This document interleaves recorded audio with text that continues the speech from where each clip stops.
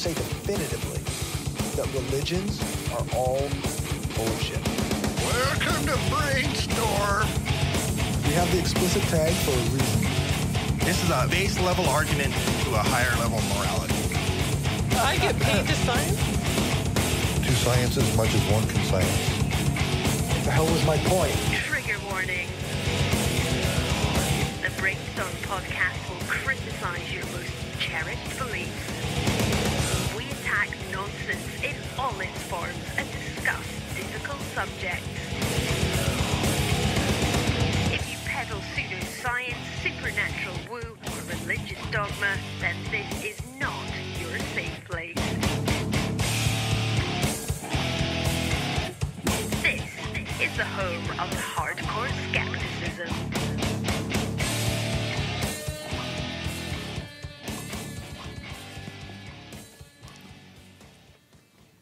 Hi, and welcome to the Brainstorm Podcast Skeptic Studio, where we do interviews, major topics, and news related to skepticism and atheism. I'm Corey, and my panel tonight are Angela. Hello. Lisa. Hello, you took my word. Leo. Hello there. And Renee. Hi there. With the always amazing Dave doing sound. I'm here.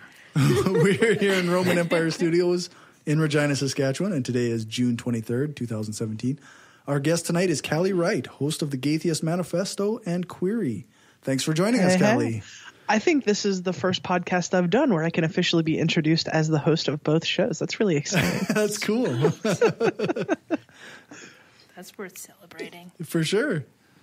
So, I guess since we started off that way, why don't you tell us a little bit about your new show? Yeah, so anyone who listens to public radio, I'm sure knows like shows like This American Life or Radio Lab or Snap Judgment or the sort of narrative storytelling shows that take you through like a person's journey through a situation or through something that happened to them. And these shows are really compelling and really informative, and you learn things and you're entertained and you're captivated. And I know at least me, like I've been actually changed by some of these stories, by learning about people's life experiences. And I just sort of got to thinking, wouldn't it be cool if someone was doing that specifically for the lives of queer and trans people? Because on all of those sort of long form narrative storytelling shows, almost every time there's a story having to do with a trans person or a gay person, them being gay or trans is the story, right? So it's, here's this weird thing that happened when I came out to my parents, or here's my journey of self-discovery and that kind of thing. And like, those are important stories. I don't mean to say that, those stories shouldn't be told, but we're more than that. Like our lives aren't just our genders and sexualities. And so right. I thought it would be cool to do a show that's like, all of the stories that you hear are about queer and trans people, but the things that we tell, the stories that we tell are not necessarily dependent on that, So it's sort of the idea is that being queer, being trans is a lens that we see the world through, right? It's in the world that we live in, it's impossible for your life experience to not be affected by it in some way. So it's more taking these kinds of everyday situations and somewhat exploring the ways that being queer and trans makes us navigate these situations differently. But sometimes it's not even as deep and complicated as that. The last episode that I put out was just someone talking about, she thought she was in a relationship with someone and the other person didn't think the same thing. And it was just one of those really like, oh man, this is really cool. They're, sneaking into bathrooms and making out. And this is a really fun, like, oh, I remember being in high school and, making out and thinking I was in love. And then at the end, you just get punched in the face with like, oh, this wasn't what I thought it was. And it's like, that's a universal story, right? Like everybody goes through that. So, the idea is to tell those stories from the perspective of, I'm interviewing this person, their gender and their sexuality are not the thing that I'm most interested in about them. Like it's part of their story and it's important. Right. Like for example, one of the last interviews that I did for an episode that'll probably be a while before it's up because these things take forever to make. But it was with a minister who left organized religion behind because she came out as trans and she wasn't welcome. And she felt a calling and she came back to ministry. And she now presides over a welcoming and affirming church. And so there's two interesting stories there in my mind. One, a lot of queer and trans people leave religion because of their experience coming out. Not a lot of people go back. Right. So that's interesting to me. Obviously, as an atheist, someone who doesn't have any kind of religion, even though I can say I don't know if being a pastor is a thing that I would do, or I'm not stoked on that or anything like that, but it's still an interesting story to hear. And so it's different things like that. Those are the kind of stories that I want to tell, and it's its own kind of activism, I think. As opposed to Gaytheist Manifesto, where we're talking very directly about, here are these sets of problems and here are the things that you can do to fix them. And here is this life experience that this certain category of people has. It's more of a, let's just get to know somebody and let's hear about somebody's experience. And, activism isn't the focus, but I do think it's kind of its own sort of activism in humanizing people. And, someone who's not gay or trans can hear that story and they can think oh, wow, that makes some sense to me based on some, life experience I have that allows me to empathize or sympathize. So that's the idea. It's more relatable. Mm-hmm. Yeah. Yep. Yeah, like you say, it brings it to the forefront where it's less of a unusual thing. It's here's this person and they happen to be gay or trans or whatever, and here's their life. I don't know. I disagree. I personally prefer to just talk about how I'm straight all the time. Yeah, that's actually my preference. That's true. It relates back to everything I do. Yeah, absolutely. I was I walking down the disagree street with your with my project. I was walking down the street with my boyfriend because I'm straight. And Straight. I told my thought parents this- I was straight, and they were like, "Fuck you," and I was like, "Fuck you guys," and straight. And I thought this guy was really hot because I'm into guys, if you didn't know. Yeah. Because I'm straight. Now you can ask me about how we have sex. Which is like penis and vagina because I'm straight, and that's the only right way to have sex, right? It. That is fucking it. Yeah. I think you need to change your show to that. Lisa, that was right. The sarcasm might only appeal to a certain. Does anyone Straighty follow? doesn't have the same kind of ring to Does it. anyone follow the man who has it all on Facebook? What that guy does, or probably woman does, is just gender flip all the stupid shit people say about women all the time. Like, can male politicians truly have that work-life balance that they need to do their job? Like, it's all like, anyways. Yeah, but you can do the same thing, I think, with gay straight. You can be like Yes. Doesn't he have is kids? gay What sex are they real? doing Is during straight the day? sex real Yes. sex? I don't know. Like, is it? I don't know. Like, you could do Straight it that. sex, real sex. Exactly. Would you have to have a sarcasm warning instead of a trigger warning with that? If you can't perceive it, you're just not ready for the show. I don't know. Go back to kindergarten. My 5-year-old speaks pretty fluent sarcasm already. Yeah, that's pretty good. Oh, man. So how many episodes have you put out of this new podcast, Callie? 5, I 5? think. Awesome. It's my show. You would think I would know that answer, right? You're so busy with stuff, though. You're always doing stuff. Well, so on release day, I released 3 episodes, and yeah, I think I've released 2 since then. So yeah, so that would make sense. And it's kind of funny how the project started. It actually started as I was talking to a friend of mine who is Christian and who is bisexual, and we were just talking one day, and she came out to me, and she was like, "Wow, my husband and you and like one other person are the only people in the world who know this about me." And I thought to myself, like, God, what a terrible spot to be in, being someone who is in this community who, really believes in this stuff, but like to know that you're not welcome there or that you may not be, even among some of your friends.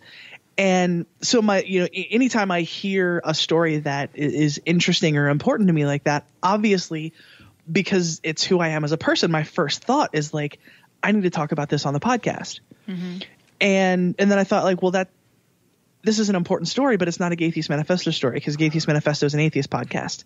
Right. And the last thing that I'm going to do is take someone's experience like that and use it as an excuse to go after the thing they believe in. you know, like I'm into having that conversation, you know what I mean? But I'm not going to use that person's story as a platform to talk down about religion. And so I kind of put it on the back burner for a second. And then, you know, I thought about another friend I have who is not Christian anymore, but was for most of her life, and how she was largely in the same position. And she had just come out as gay. She had just come out as atheist. She hadn't yet come out as trans at the time. And so I was thinking, like, God, this is like a really important story to tell.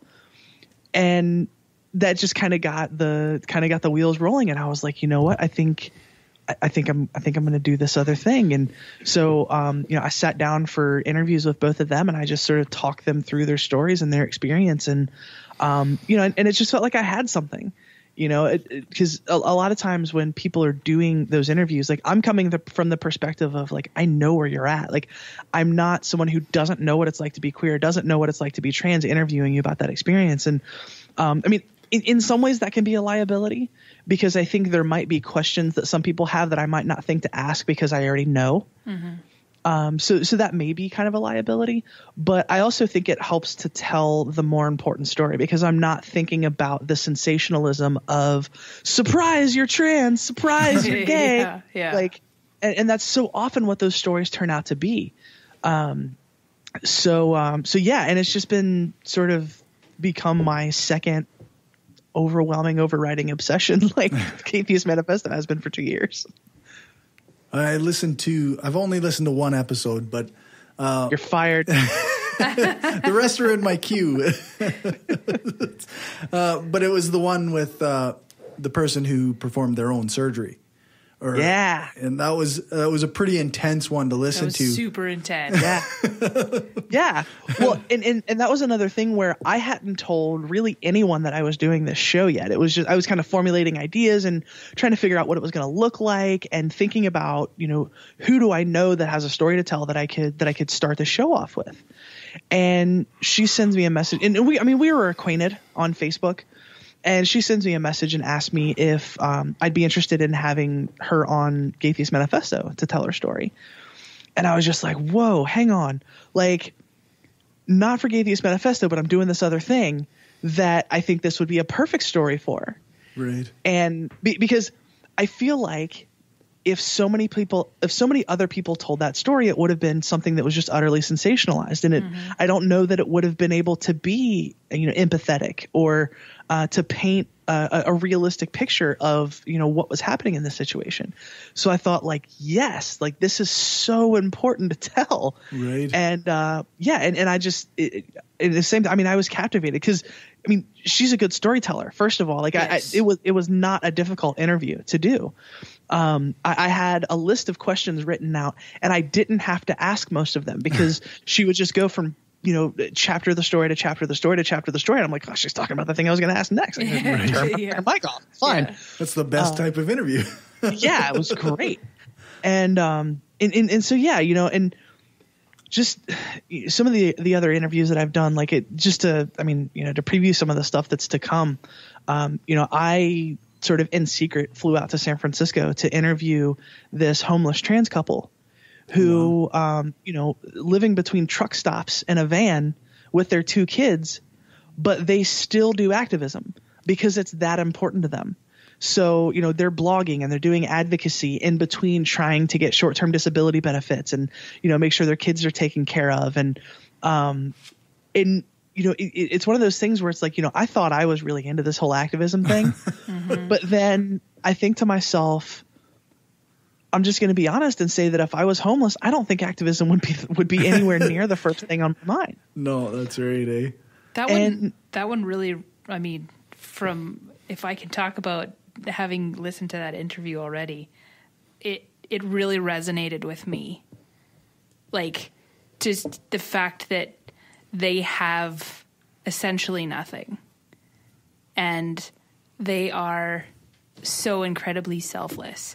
Like, they're happy to give their nothing away. And they're not. Well, yeah. They're. It's just it's phenomenal to me that it's just a no-brainer for them. It's a natural thing. They want to help other people. They're not even thinking about the fact that they live in a van. They're realizing the need for other people, the need that other people have for support and for help. And it's just it's so selfless. Totally. It's just amazing. And I'll tell you, one of the most poignant moments for me during that whole thing was like, so the first scene, like I'm still putting the episode together because I've got like 3 hours of tape to go through and and put things together. Mm-hmm. So like I want to make sure that I'm telling a story that's compelling. But like one of the moments that was the most poignant to me and something that's definitely going to make its way into the episode was I meet them in this Burger King parking lot in middle of nowhere, California. And, we stand out on the side of the parking lot and talk for a minute. And they're like, okay, well, we're going to go inside and we're going to get set up to do our work for the day. And Catherine is an operator for Trans Lifeline, so she's setting up for that. And James is a writer. He writes for blogs, and he's the one who is trying to coordinate getting disability benefits and that kind of stuff. And so I sit down and I'm I got my headphones on. I'm just kind of listening around for the ambience and that kind of thing. And James looks over at me and he's like, hey, you need anything to drink? Wow. And I was like, James, you understand, I just spent $300 on a plane ticket to get here. Like, I've got money. If I need a drink, I'll go buy a drink. Mm-hmm. You don't have the money to be buying me food and drinks. Like, what are you doing? Yeah. But again, that's not the way he thinks. Right. Yeah. He thinks this person is a guest of mine and is telling my story, and I want to take care of her. Yeah. And I just, as much of a good host or polite person or any of that as I think I am, like that really challenged me. Mm-hmm. And so, yeah, I mean, and other things like it really it challenged a lot of my preconceptions about homelessness. You think like they've got 2 kids. That's obviously a terrible situation. But, a significant part of my day with them was spent hanging out and coloring with their kids. We did a little bit of talking and stuff. And then, they settled in and that, they actually have work to do. So I'm not trying to get in the way of that. And I was just kind of thinking to myself, like, well, what am I going to do in the meantime? Like, I don't want to just go sit in my friend's truck in the parking lot and just wait for them to be done. Yeah. Because I feel like there's stuff here for me to capture. And so their kids are sitting at the table with coloring books. And I'm like, I think I'm going to hang out with their kids for a minute. Mm-hmm. And, and I feel like a bad person that I was surprised by this. But I mean, they're just the brightest, intelligent, kind, considerate kids. Like, they were awesome. Like, they were drawing me pictures and they were like, making suggestions for what I should color certain parts of the pictures. And we were just having conversations about life, and they were telling me about their favorite cartoons and stuff like that. And I just feel like,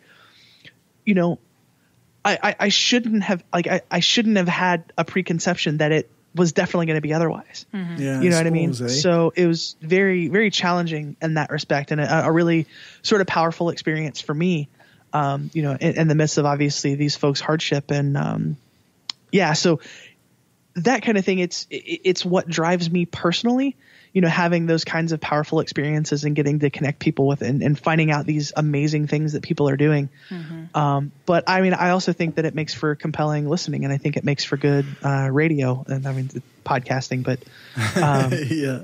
So I mean, that's just, it's been my obsession, just finding these stories and finding out good ways to tell them and having people hear these things, because I think it's so important. Definitely.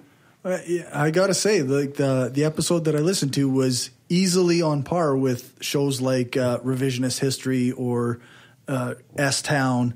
Like on production level, like it sounded as good as those highly produced shows. So that is high praise, my friend. Thank you.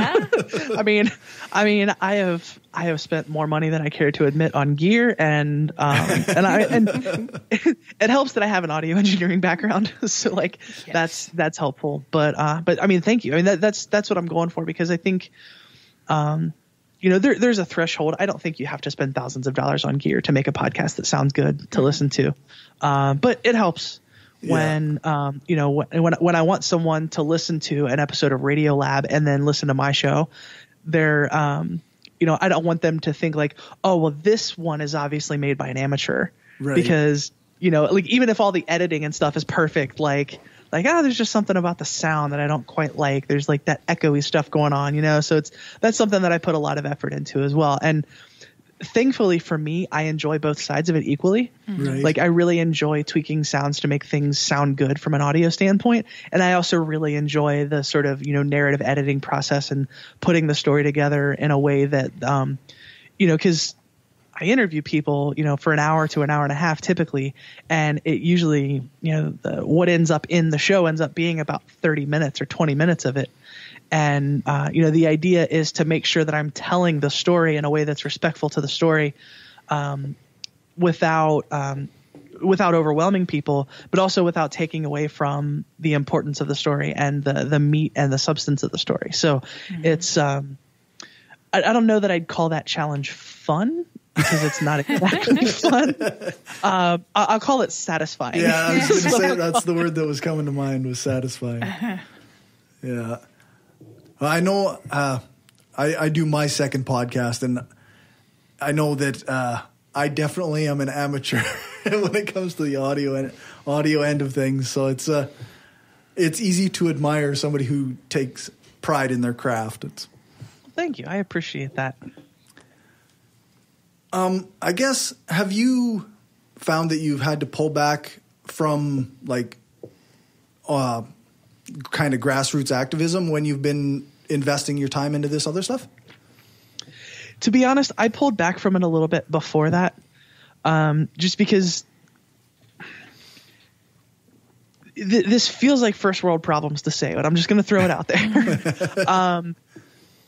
Sometimes the Gaytheist Manifesto is an emotionally taxing show to do, because we talk about really, really serious, deep, emotional, and really hard stuff. Right. Very often. And that's something that I actively worry about a lot of times. Like, I don't want to just beat people over the head with awfulness and seriousness, because I feel like people are going to stop listening. But one, I feel like it's something that we do well. And two, it's something that I feel is worth doing. Because those things, I mean, obviously I wouldn't do it if I didn't think it was important. I didn't think people needed to hear it. So, doing that over and over again in this political environment, and then turning around and doing the sort of real life activism stuff, like, to be honest, it just got to be a bit more than I could handle. And I just wasn't really in a good place. And I kind of had if you'll excuse the phrase, I had sort of a come to Jesus moment. And I was like, something's got to give here. Like I have to step back from something. And I don't think it's going to be the podcast, because one, like I said, I think what we do is important, but two, it's something that I get a lot of personal fulfillment out of. And again, fun's not the right word. Sometimes it is really fun when we do good news episodes and we do things that are funny, right. Those kinds of things. Like it is fun, but it's a thing. Like, a religious person feels like they have a calling, and I'm not a religious person. I don't feel like there's some divine providence that's said that this is the thing for me. But it's kind of eerie how my own personal tastes and interests and abilities line up with this thing. Right. So, like, I feel like it's a thing that I have to keep doing. And so I had already stepped back a little bit from that. And to be honest, doing Queery in a lot of ways is sort of the antithesis to that, because it's not direct activism. It's connecting with people, and it's telling human stories. And even if those stories are difficult, it's not like, let's get together and yell about what a big problem this is. It's, let's be two people in a room commiserating, and I care about you and I care about your story, and I think other people will too. And so it's kind of a different dynamic. I'll give you another great example. I'm kind of giving away all of the episode topics. It's fine. I went to Alabama recently where I recorded the episode with Zandy that I recently released about the sort of jilted lover story. And the other interview that I did down there was with someone who was a state level marriage plaintiff in a court case for marriage equality. Oh, wow. And basically his story is that he and his spouse were together for, I want to say it was 6 or 7 years. Eventually finally decided to get married, and his husband dies just a few months later. Oh no. Oh no. And and because this was pre-Obergefell, they had gotten married in a state where it was legal. It wasn't recognized in Alabama. Oh geez. And so there was all kinds of questions surrounding what would happen with his husband's estate. Right. And not only that, but whether or not he was allowed in to see his husband in the hospital.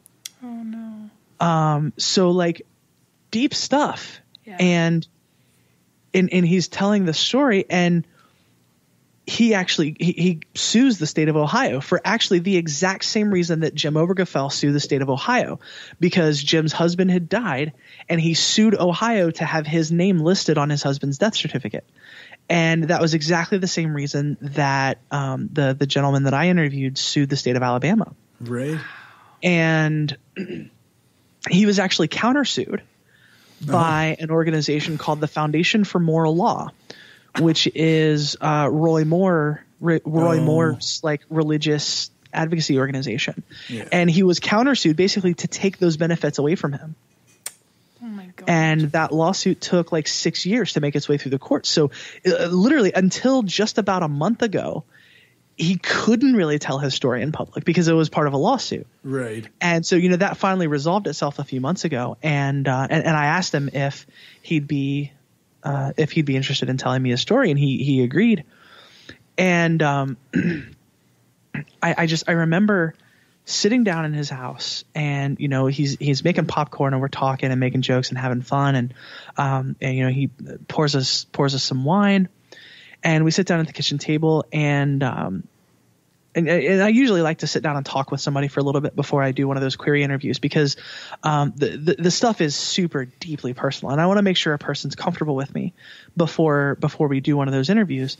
And so, we'll just talk, and it's easier when it's somebody I know, and I was just kind of acquainted with him. I had met him once before, and I said, okay, well. I start getting on my mics, and I'm like, you ready to do this? And he's like, yeah, let's do this, but I'm going to get something to show you first.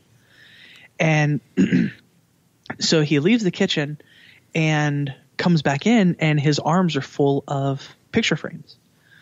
And he sets all these picture frames down on the table, and it's all him and his husband. Oh, wow. And he hands me this packet of paper that basically it was just like small bits of writing that he had done after his husband died about grief.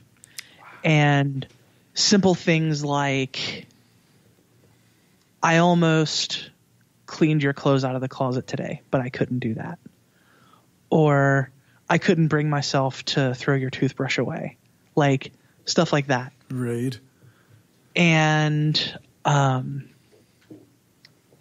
just, it's incredibly powerful to me that people share those things with me. Mm-hmm. I very, very strongly believe that one of the most valuable things, if not the most valuable things that we have to give other people is our stories. Because our stories make us vulnerable, right?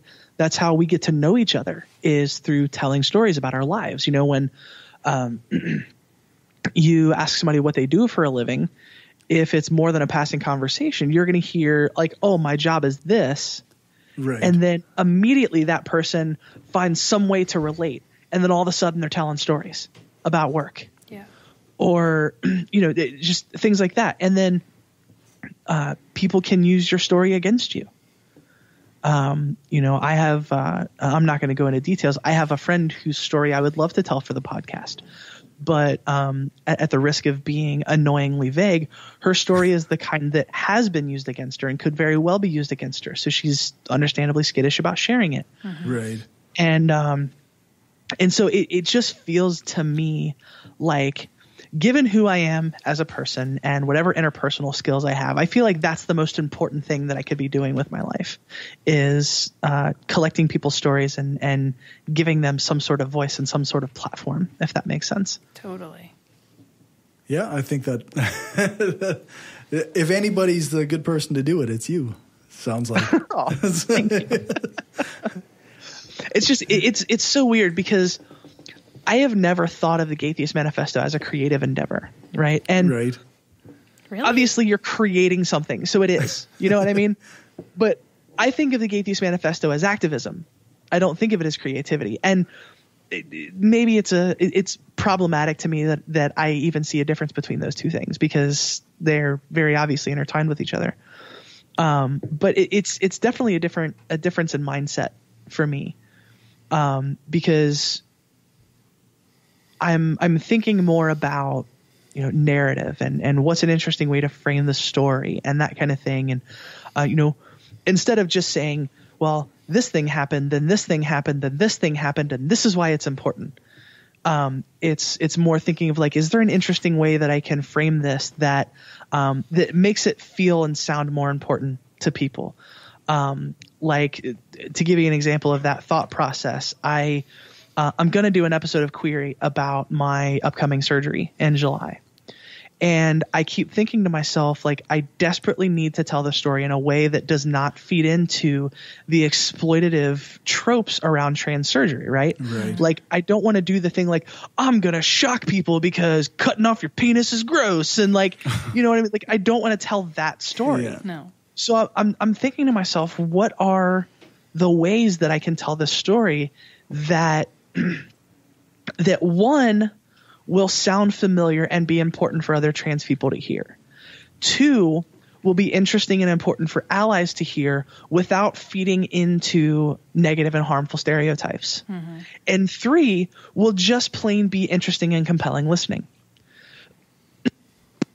So like, that's kind of a tall order. And so again, like I could very easily just do this thing happened, then this thing happened, and this is how I felt, and this thing happened, and this thing happened, and this is how I felt.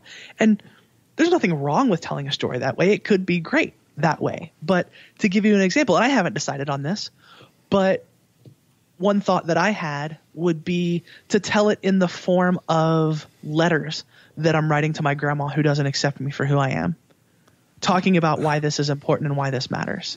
So like, you know, writing a series of letters at each pivotal experience, mm-hmm. and, you know, writing and reading those letters and doing it that way. You know, so it's the same story, but it's framed in a way that can make it more compelling listening. Mm-hmm. And I think might even change the way that I decide to tell the story. Right. So it's thinking a lot about things like that instead of like, I'm going to interview this person and have a conversation with this person, and that conversation with most of the ums and ahs and rambling edited out is going to be the show, you know? So it's more thinking of it as a narrative instead of just like a piece of audio conversation, if that makes sense. That totally makes sense. And it's incredibly anxiety inducing and frustrating and stressful to think of things like that. But again, like the end result is something that, you know, in each case, I've listened back to that, and I think like, you know, I may not be where I want to be with this. I'm not Ira Glass or Jad Abumrad yet, but like, I can be proud of this. I think this is the best thing that I could have done given where I'm at. Mm-hmm. And that's just, it's such a hugely satisfying feeling.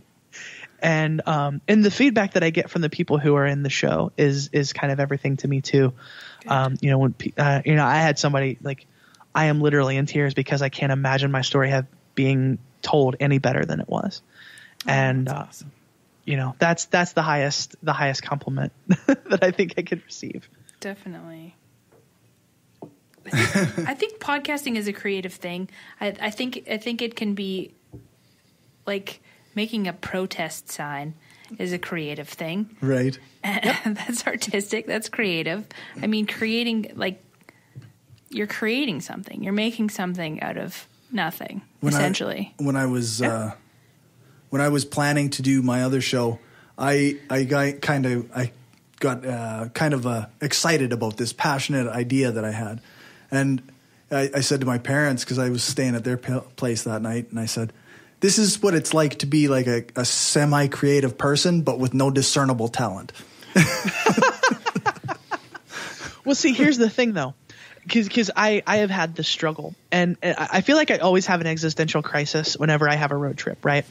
And so, like, last week I went to Alabama to record interviews, and this week I went to Illinois to record stories.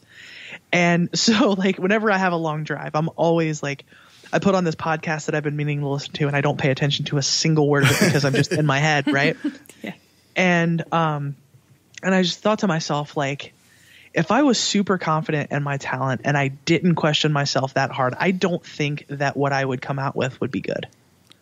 Yeah. Yeah, that's probably fair. You know? Yeah. I like so a little bit of self-doubt keeps you working for perfection, right? exactly. Like It keeps you accountable. yeah, like I've always kind of been a proponent of the idea that if you're not at least a little bit outside of your comfort zone, you're probably not doing something that's super, super important.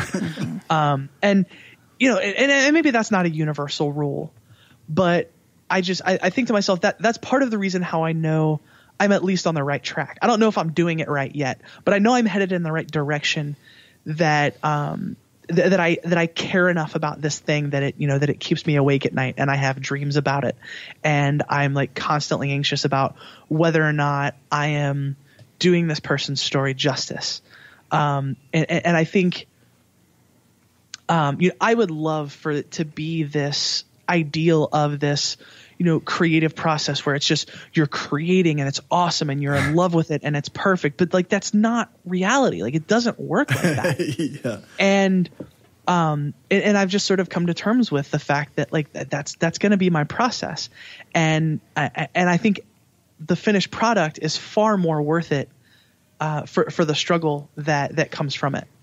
Because if I didn't struggle with it so hard, I feel like that would be a sign of me forgetting how big of a deal that is. Mm-hmm. Wasn't there a revisionist history about that with the Alleluia song, right? Like Leonard Cohen and Bob Dylan talking about their different processes, and Leonard Cohen saying, how long did it take you to write that song? And Dylan was like 15 minutes. And then Dylan's like, how long did it take you to write Alleluia? And he said, 5 years. But it was a total lie. It was like 10 years or 20 years or whatever. Right. Like, so it's different kinds of creativity. Yeah, that's right. Some people can just do it. Sorry to talk about another podcast on this podcast about her podcast. Hey, it's relevant, so like it makes sense. Yeah, and revisionist history is a good show. There's a new one. Oh my god, I have time. I gotta listen to the new one. I'm caught up with. There's 2 episodes out. And I swear to God, just FYI for this whole podcast, if anyone ruins S-Town for me, I'll kill you because I'm only partway through. Oh, you shouldn't have said anything. Don't even start. Stop talking. It's a warning. It's amazing. So I'm not going to ruin it for you, but like you need to finish it, like for real. I just finished chapter 5 in the car, like as I drove up here. Like I'm working on this shit. Okay, don't go to bed until you together. listen to Yeah, that's right. I'm so scared somebody's going to ruin it for me, Red Wedding style. Oh my god. Did somebody ruin the Red Wedding for you? No, but somebody. Oh, I won't even say. Continue. What's the Red Wedding? Nice. Yeah, and I feel like that's one of those things where one of the most interesting things about that story for me, and I promise I won't run anything. Corey almost spit out his. She took her headphones off. But the most interesting thing about that to me is that it started out being something that he didn't think was a story. Right. He didn't think there was anything going on here. And then all of a sudden it becomes this thing that I'm going to make a multi-hour thing of its own about. Yeah. Yes. You know what I mean? Like that's what's really and I would love to stumble across stories like that and think like this is a thing that nobody thinks that anybody should pay attention to, and I'm going to take it and I'm going to make it something that people can't stop listening to. Yeah, and I think along those same lines, I loved how he was willing to follow little things. Like so it was just if somebody said something, he was willing to talk to multiple people and to back it up. Yeah, just ask them about something that seemed trivial to the main story, but added to the whole complexity of the story. And that's like, if there's a thing that I struggle with, it's that, because I'm a people person. I have an overwhelming need to be liked. And a lot of times you don't end up getting good tape that way.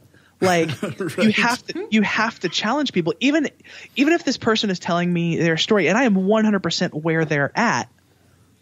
To make it a compelling story, I have to ask them challenging questions. I have to be the one that's like, this doesn't make sense to me. I don't believe that this is a thing. Tell me why this is a thing. Yeah. And that's when they really get like, no, this is a thing. Like, and, you know, and it becomes emotional and you get involved in, like, that's something that's like, if there's a thing that I struggle with, it's that, because I just want to keep being like, oh my God, this is super interesting and important. Mm-hmm. Tell me more. You're and an yes, amazing person. I agree with you. Yeah. You know, and like, and I really, really have to learn to sort of quell that urge and think about, it's really hard because thinking about, like, I'm a person who is here to get compelling story for a podcast. Yeah. I'm that first, and I'm there to become that person's friend second. And I feel like my urge is the exact opposite of that. So yeah, that's a thing that I'm desperately trying to work out of myself. Are you one of these Oprah Winfrey types who can get people you don't know that well to really open up to you? Like, I sat next to a guy on a plane, Walters? like Barbara Walters. I sat next to a guy on the plane the other day, and I like told him my life story. Like, he was just like, "What's wrong with me? Oh my God, you're one of those people. I hate you people." But as somebody who, go ahead, Callie. Oh no, sorry. Go ahead. You started, and I interrupted you. I was going to say, as somebody who worked in a coffee shop for 7 years, the overwhelming, repetitive thing was that it is amazing what people will tell you if you let them. If you just listen. If you just listen. If you just let people talk. Or you ask them, you prompt them, why was that? What, you know? Yeah, and I mean, like, I found out some really crazy shit from some really people that I thought that wouldn't have done that stuff. You even got yourself a spouse. I did. I got myself a spouse at the coffee shop. And here I thought that was thanks to my boobs, though. It had nothing to do with it. I thought it was just bartenders that were unpaid psychiatrists. No. It's listening and boobs too. Yeah. Listening and boobs. Yeah, that's key. That's you good have stuff. both of those, Callie. I do. It's amazing. The key to success. And that's, you know, I do this, like, when I'm having a crisis of confidence or a crisis of self-esteem or anything. Like, I try to think really hard, like, what do I like about myself? And one of the things that I like about myself is that I seem to inspire trust in people. And that's something that I take it deadly seriously, because that's something that can very easily be used to hurt people, you know, even unintentionally. Yeah. And I mean, so many people, but I mean, even on, you know, just Gaytheist Manifesto, but especially with the interviews that I've been doing for Queery, I hear people say, like, wow, I have never opened up like that before. Or, you know, you're the second or third person in my life who I've told this entire story to. It's very disconcerting for those of us who get taken aback by you people. Like, we're just like, why am I telling you everything? Yeah. And well, and I think it's incumbent upon folks like that to be judicious and to be careful with that, because I think that's I think is a really solemn and powerful responsibility if you're a person like that, especially somebody like me who has somewhat of a platform. And I don't have like millions of listeners or anything like that, but I do have a platform. And you know, even you know, even unintentionally, I could misuse someone's story to do harm, and that's like number one fear of my life is that I could accidentally do something like that. And yeah, so I mean, it's amazing, and it's one of my favorite things about myself, but it also scares the hell out of me. Mm-hmm. And I don't ever want it to stop scaring me like that, because I feel like that's when I might start getting complacent. I don't know. Do you find that, like, you're listening to all these some of them are really intense stories, emotional stories from people? How do you feel, like, as far as self-care goes? Like, do you find sometimes you just have to, like, shut off the sound and just, like, take a couple days to look after yourself? it's usually not a matter of a couple of days. Often what I do is I make sure that if I'm doing an interview that I think or I know is going to be particularly intense, I just make time for myself after that. So like, I obviously spend almost all of my waking hours outside of my day job on podcasting now that I do 2 of them. And so, if I'm doing an interview that I think is going to be particularly intense, I'll make sure that's the only podcasting I have scheduled for that day. So like I go to work, I come home, I do the interview, and I'm like watching Star Trek the rest of the night. Mm-hmm. And for me, there's this thing that you hear journalists talk about. And especially I've heard camera people and photographers talk about, where there's a certain level of detachment that you get because you know that you're doing a job. Right. As much as I would love for a podcast to just be a conversation between people, it's more than that. That's just reality. It's what it is. And so on some level, I always recognize that what I'm doing is a podcast. I have a job to do here. So there's a small amount of detachment that comes with that. But I still do sometimes need to just take a break afterwards. I will say at this point, I have become desensitized to some of it, which, is one of those things that like it's a good thing and a bad thing all wrapped up into one. Mm-hmm. Because, on another thing on the list of things that I like about myself is how deeply I feel, because I feel like that makes me a better person. I feel like it makes me a better creator, a better podcaster, a better partner. And mm-hmm. But that can also be a huge liability if you're not careful. And so yeah, it's sometimes I find myself needing to take a break. This week's episode of Gaytheist Manifesto, next week's episode of Gaytheist Manifesto is a very long and detailed story of someone's escape from an abusive relationship. And that was one that I kind of needed to take a break after. And that's fine. But I also have the perspective of I'm the person hearing the story. The person telling the story is, maybe going to have panic attacks and stuff after this episode because it's so intense. So I also try and keep that in perspective. Like I hate doing that thing where I like compare my pain to other people's pain because it's a terrible thing to do. But I do think that perspective is important. Like, I'm the one hearing the story. So like, no matter how rough it is on me, like I'm not the person who lived it. So there's a level of recognizing that and being able to not internalize that so much. Mm-hmm. But I mean, there definitely have been times where I hear a story and I just think to myself, like, I just want the world to die. Like, and like, it sounds funny, but like, I'm going to be honest and say that I have had some seriously nihilistic moments. Like, is literally anything we do worth doing? That kind of stuff. Like, people are so unbelievably cruel. And there is so much suffering, and it feels like no matter how many good people are, you can't balance it out. That's right. And I know that's irrational, but it doesn't stop me from feeling that way sometimes. But one thing I've worked really hard on is recognizing when I'm going down that path and doing things to kind of work myself out of it. Mm-hmm. And to be honest, a lot of it is literally just turning my computer off, leaving my phone and my purse across the room, and like watching Star Trek. Because Star Trek is kind of my safe place.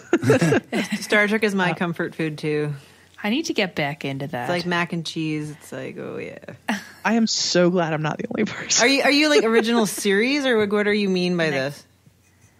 Not so much the original series. Okay, good. Okay, it's more next gen DS9. Yeah, right. Yeah, okay, me too. Mostly DS9. Yeah, I love DS9. Yeah, that's good. I just think the characters are more real, so it's like I don't know. And again, like I like Garrick. It feels comfortable. Oh, Garrick, yeah, simple, just a simple Taylor. Plain simple Garrick. I'm going to make it my mission in life to work Star Trek into every podcast interview I do. You should, because it's amazing. You absolutely should. Well, I know Renee and Lisa are both pretty hardcore Star Trek geeks. So. Yeah, yeah, I'm a Trekkie. Yeah, I actually did an interview lately where it was like somebody literally was like, "Hey, I'm doing this nerd podcast and I want to talk to you about Star Trek." And I'm like, "Sign me up, and how much time do you have?" That is fantastic. Something that's just fun, hey? Yep. Yes. Actually, Star Trek is very meaningful. Although there were a few people who took issue with the new one, I guess, eh? Oh my God. Too multicultural. Oh my God. Yeah, like in space, as in the United States, white cis men are in charge of everything.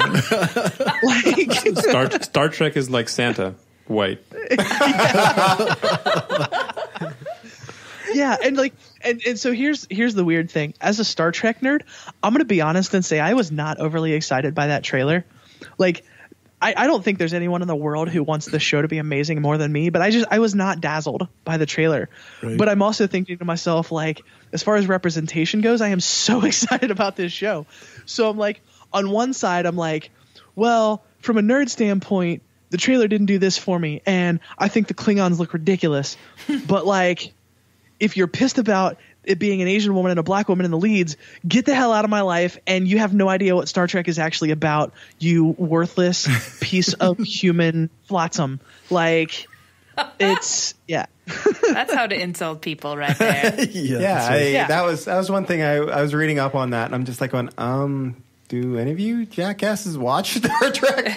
I mean, right, like it is the closest to the ideal that Star Trek set out. Well, you know, I mean, the original series was the first interracial kiss. You had Cisco, first, black captain, lead of the show, Captain Janeway in Voyager. Like, come on, it's already been done. Like, it's not a new thing, but right. Well, and to give you an idea, right? Nichelle Nichols was at one point planning to leave Star Trek.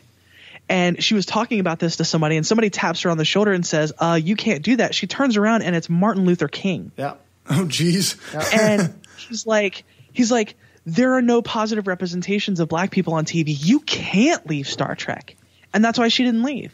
Wow. And and then like, and I'm going through, especially DS9. There were a couple of instances of it in Next Gen, but like subtle references to things like. I was just watching this episode where they take a vacation on Ryza, and Worf is really pissed because everyone on Ryza is having a good time, and Worf hates it when people have a good time. And I know that episode. And like he goes with his wife Jadzia. Yeah, and he thinks that Dax is messing around with one of the ladies that runs the place, and he's not pissed because it's another woman. He's just pissed because it's somebody else. But wasn't she in a relationship with him when she was in a previous host, or with her with Vanessa Williams, right? Yeah, it was Vanessa Williams. Yeah. It's a good episode. Yeah, they hinted at it, but they didn't really say it specifically. There was another episode where they refer to a man being pregnant, and they're excited about it. Yeah. Like, they don't act like it's a weird thing. There's an episode where Dax meets with someone who has a host that had someone she was previously married to. They fall back in love, and they kiss. Nobody gives a crap that it's two women. They're just worried about this Trill taboo that means that, like, oh, you're going to be ejected from Trill life. It's like, this is a very obviously queer storyline, but nobody mentions that. Yeah, but correct me if I'm wrong. I believe that was that the first gay kiss on TV? I believe it, because this was 90s. This was mid 90s. Yeah. Right? I remember that being a thing back in the day, that this was the first, like, Jadzia kissing her former wife. Yeah. I don't know if that's true, but I remember it was certainly one of the very early examples of it. It probably would be a very early example, but I don't know if that was totally true.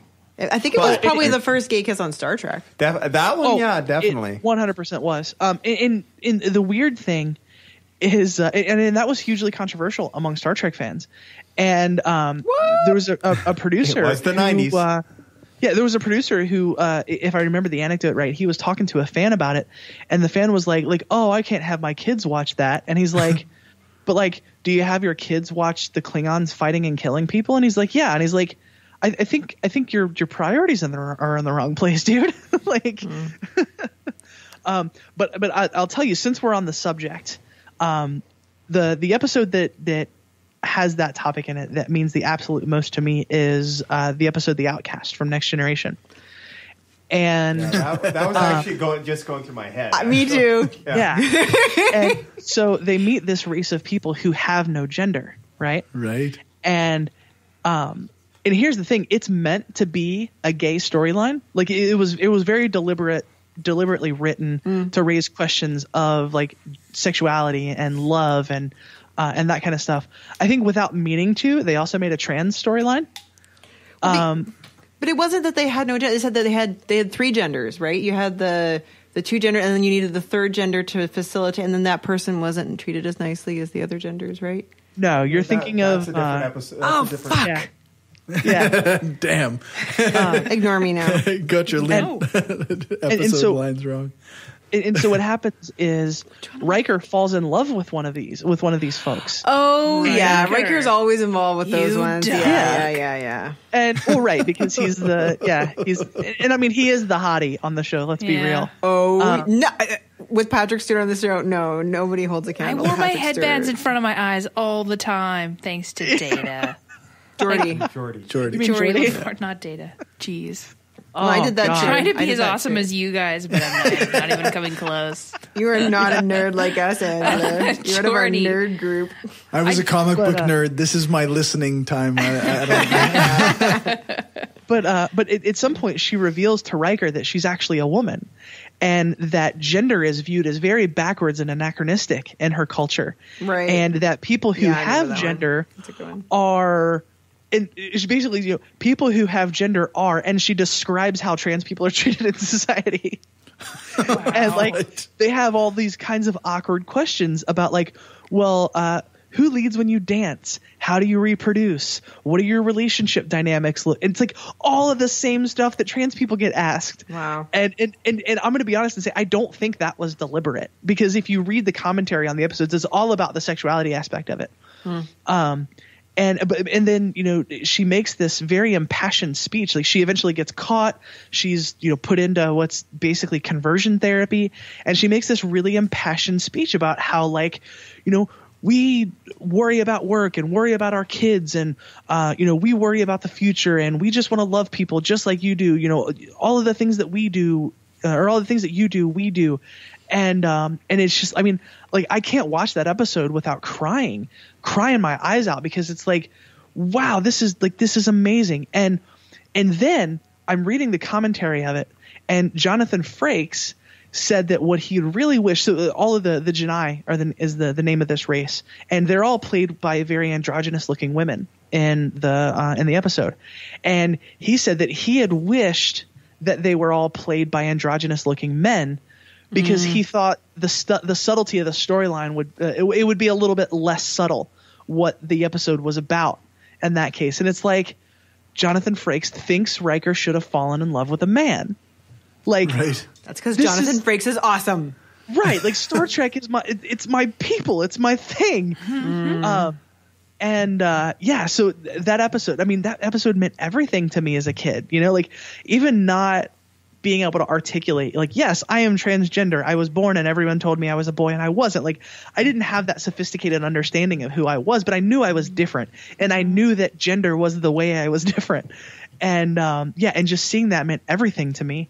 And then so ahead of its time. Like, there was nothing else on TV like that at that time. Yeah, come on. And they wanted to go further, and the network wouldn't let them. Right. Mind you, like, even on the original series was crossing some of those lines. Like, I mean, there was that episode where they had the 2 guys that were, one was white on one side and black on the other, and the other one was reversed, and like they've been writing those kind of stories for a long time. Like, not necessarily just dealing with sexuality and gender and whatnot, but they tackled a lot. This one has crossed the line. This new one has definitely crossed the line. Yeah, exactly. This specifically. I mean, my problem with Discovery is that I think the ship kind of looks stupid, but that's just mine. That's just my problem with it. But Well, yeah, and I just I feel like those people saw a couple episodes of the Dominion War story arc in DS9, a couple of the Borg episodes in Next Gen and Voyager, and that's Star Trek to them. They saw the Borg movie. Yeah, they want to see shit blown up. They don't want to think. Yeah, like they see Captain Picard throwing his phaser rifle. No.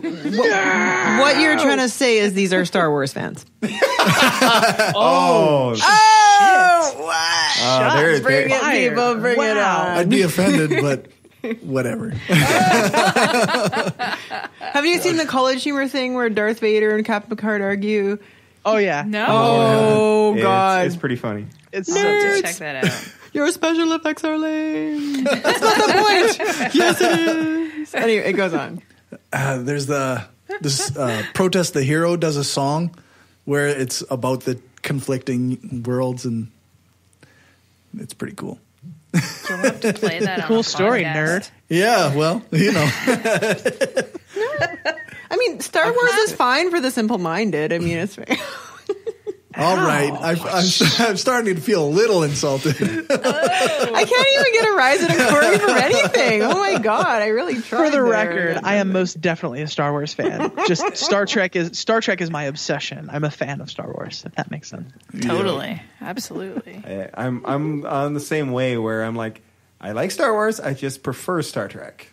Like both are good. I will tolerate watching Star Wars. I just feel really surrounded by nerds right now. You're like, I'm so cool, I don't like either. I like Star Trek, but yeah. You're just a nerd for something else.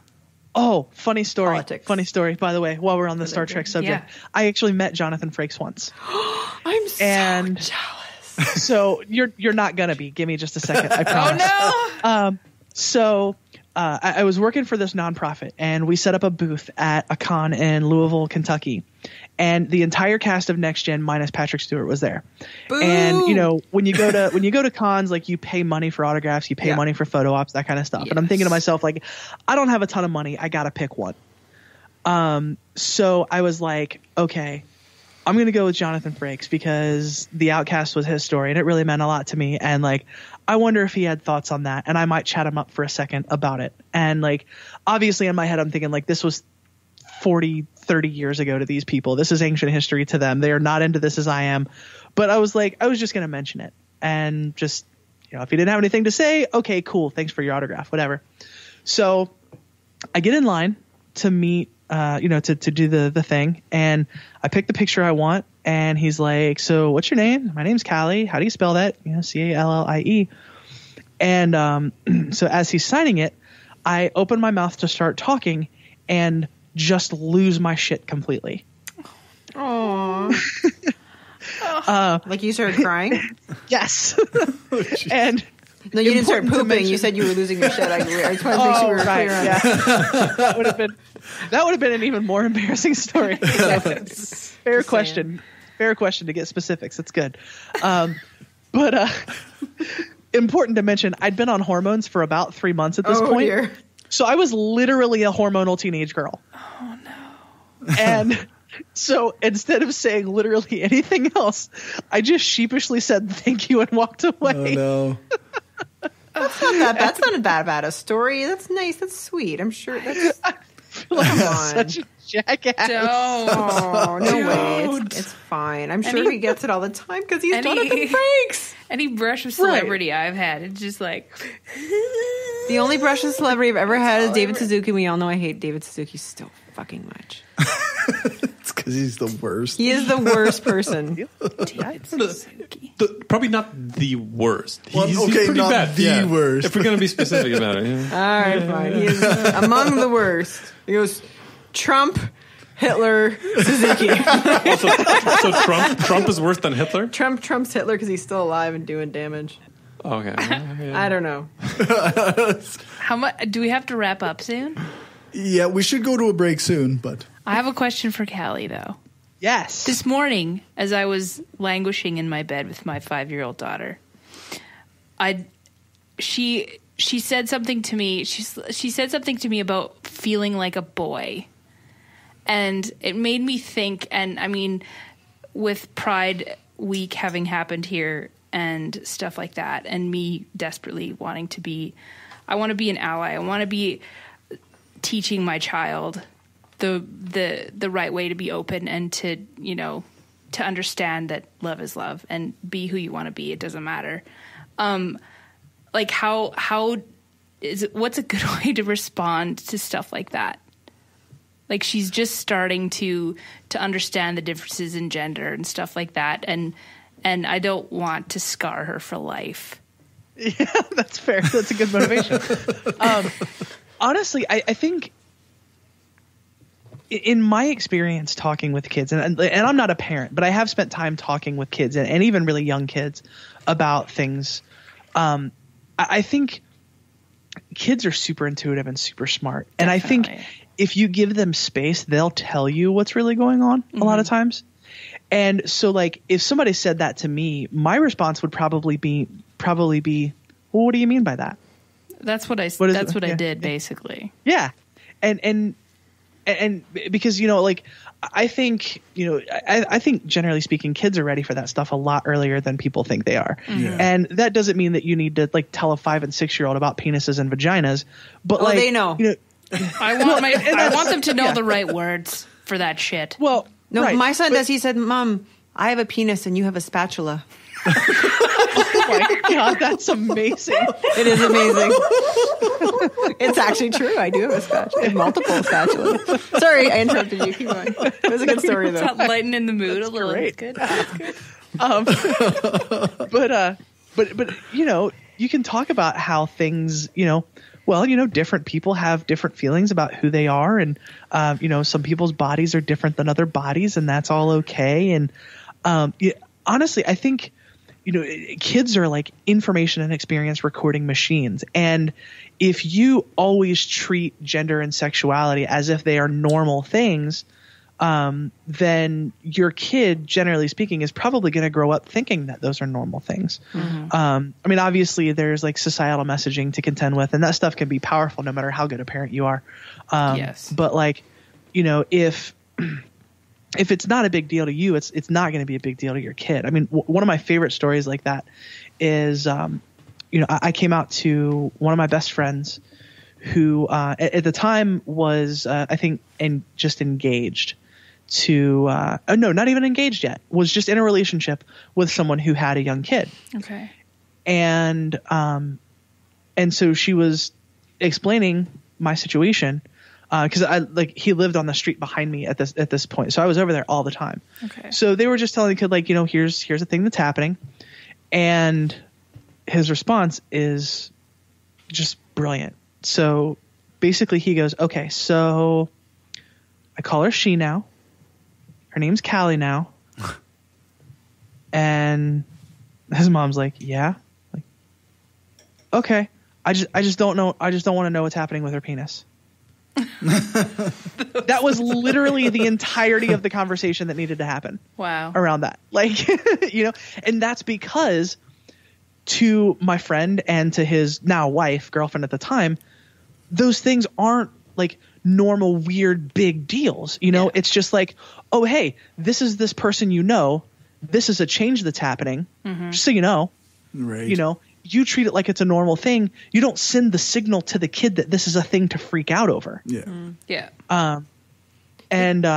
It really can be as simple as that, I think. Did you ever see that TED Talk where this woman who had been, she'd been a waitress and she kind of dressed whatever in a more masculine way, I guess. She wore like plaid shirts and faux hawk and stuff. And then she was apparently waiting on a table and there's a little girl and the little girl's dressed like a princess and she's like, "Mommy, why is that lady dressed like a boy?" Yes. And then like everyone was like looking at her and then she just ended up explaining to her, well, you know, you're kind of more of a fancy dress kind of girl. I'm more of a comfortable pajamas kind of girl, and that's just how I am. And the little girl's like, "Okay, I want pancakes," and that was it. Like that, you know. That's Ash Beckham. She's amazing, and that story is incredible. She delivers it better than me. Yeah.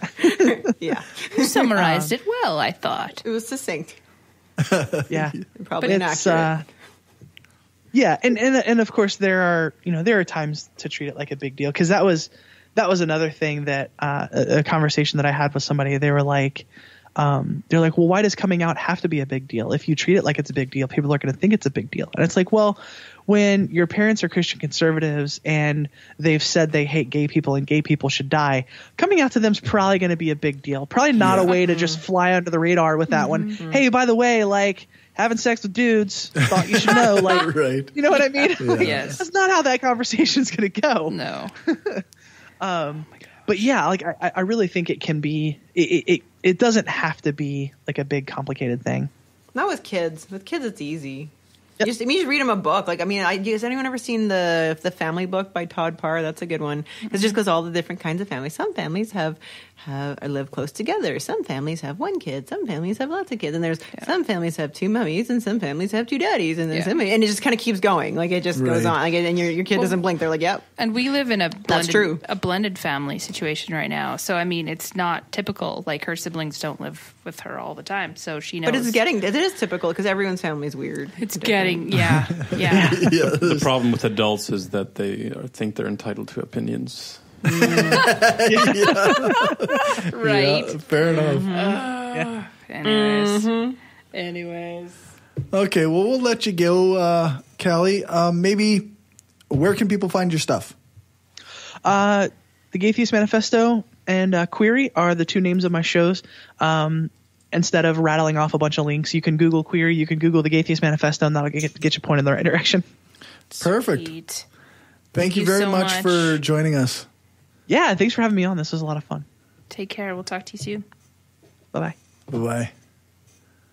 And we will go to a commercial break.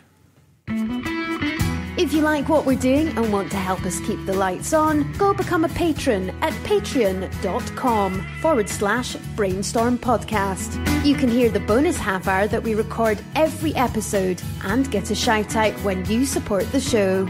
Become a patron for just $1 an episode at patreon.com/Brainstorm Podcast. Or you can support the show by ordering a t-shirt, mug, or other gear from our store at cafepress.ca/Brainstorm Podcast Gear. If you can't afford to become a patron or buy gear, then why not give us a rating or write a review on iTunes or Stitcher? Every rating makes it easier for people to find us. Thanks for your support.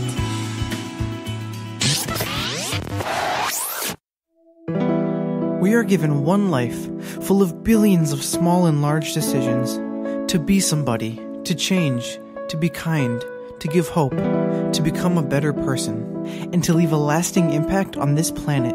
It is a decision to be made every single day while your heart is still beating. We've made our decision. Absence of Clothing, atheist and science-based apparel and merchandise, donating 50% of our profits to charity. Look good and feel good, without God. Check us out at absenceofclothing.com and find us on Facebook, Twitter, Instagram, and Pinterest for discount codes and other sweet swag. Use the code BRAINSTORM at absenceofclothing.com and get 10% off. Hey everybody, this is X. I'm Kyle. And I'm Felicia. We're the Utah Outcasts. 3 out, unashamed, and active atheists living in Utah. And we are personally inviting you to let us love your ears each and every week. As we take the news, current events, and pop culture and give it a little twist. A love twist, with consent. And we'll be joined each week by a special guest to tell us what makes them an outcast like us. Come find us. The Utah Outcasts. On podhell.com, Stitcher, iTunes, Google Play, Facebook, Twitter, and YouTube. And on utahoutcast.com. We finally bought that domain off the kids handing out mixtapes in the mall. Come be an outcast with us. Take care of yourselves out there. Bonne nuit. And you're welcome. Well, you bake a lot of pretzels. Are you offended? No, I like the baked pretzels. I think we're back. Yeah. Well, I like baked pretzels, but I hate the little crispy ones. I don't like them either. I don't. Okay, and so we're back.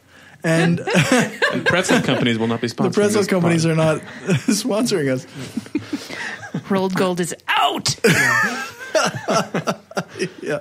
So we have a story that we'll get into here in a bit, but first I wanted to just kind of, we don't often talk about ourselves in our weeks or whatever. So, what did everybody do during their break between episodes? Start with Lisa. No, she's looking for something. It looks like. No, my foot was tangled on my wire. Didn't you get like flowers not that long ago? I got flowers. Somebody did get flowers. Yeah, wow. I got flowers. That's pretty amazing. It was very nice and very unexpected. And he didn't do anything wrong. He didn't have anything he had to apologize for. I was just trying to be nice. Nice. That happens. Sometimes. That's good. Some people are like that. I learned things about myself. Like you think I don't mind attention normally, but in this case, with everyone at work at the front desk staring at me, going, I was like, okay, get me out of here. Nice. So, that happens. That's why I appreciate working from home, because it'd come to my door. Nobody can embarrass you that way. No, wait, I've only ever gotten flowers 2 times from my spouse. So he makes sure that it's special when it happens. Yeah, that's right. It's usually that's why you do that way too, right, Corey? That's exactly what I tell my girlfriend. I was like, no, if I just do it every once in a while, it'll be super special. It's super rare. It's very special. I much prefer somebody bring me love that coffee. Yeah, that's the sense I got. Coffee is good. Or let me sleep an hour longer. Because if you bring me flowers immediately, it's like, what the fuck did you do? So this is the you done fucked up bouquet. Is that the only time you've gotten flowers, Angela? No, it's been for just out of the blue. It's been twice. Like, I think. So he did something wrong and you just never found out. Yeah. He was hoping it would distract you from the thing he was trying to fix. Somebody's getting a grilling when you get home. Yeah. What the fuck did you do this At 1 in the morning. Huh? Wake up! Totally. No, I just prefer food or coffee. It's way better. So you got flowers. What else happened? I don't want to take the conversation away from you. I don't know. My mom visited. Much. I don't like that Not was much. nice. That was I don't know. It's You just brunched? family things. I brunched. I invited you. You didn't fucking come. I had to do other brunch. It was on Father's Day. Like, I gotta hang out with the father of my child. And I'm like, you fucking asshole. Like, What a whore I am. did I text you pictures of my meal? Yeah, you did. I took them to. Dirty Okay, bitch. good. Oh, awesome. Yes. Yeah, that's right. They were really good. I've never had red velvet pancakes before. You texted them. You didn't Instagram them. No, I don't have that. Well, I'm that's not what cool. it's for. It's food. It's for food. Yeah. Well, I was really only trying to. It was That's why only I for don't have Angela. It was only for Angela. I knew it was just the to piss picture her of her off. food where she was. Yeah, I didn't. I took a even picture need of to know. everyone's food, not just my food. Like all three of our. Yeah, I did that. Nice. Whatever. We do. Me and Gumby's wife. We do the same thing to him when we go for coffee. We'll send him a picture of our beautiful chocolatey cake things, and he'll be like, "Fuck you," and I'm like, "Ha." Yes. Is that guy on this podcast anymore, or what? Yeah, he was going to come tonight, but he had to take Loki to Transformers. Apparently, he made a promise that he would take Loki to Transformers on opening day. So. Bullshit. Yeah, the listeners can't hear, but I'm shrugging. It's sweet. This kid's so sweet. That poor guy. That poor guy. What a shitty movie. Yeah, that's actually. Have you seen it? Not going to be a satisfying experience. Do we need to? I've seen enough of them. Yeah, I was listening to the movie review on CBC with Eli Glasner. He's good. I have heard very few such negative reviews. He does it every once in a while. But really? He basically called it like a 2-hour long shitty trailer with no storyline. Yeah. Like a Michael Bay movie. Yeah, that's right. Like every Transformers movie? I mean, honestly, none of them were that he good. hesitantly gave it 1 star out of 5. Maybe 0.5 He didn't think out it of deserved 5. quite that many stars. But, That's 20%. I mean, 1 out of 5 is 20%. I think they're not nothing. allowed to rate anything with 0 stars. I don't know if that's a thing. Like at Just that like point, you're not you allowed don't to even fail rate it. kids Like, in school. Yeah. What about a Why did I fraction even of watch this? No fractions of stars?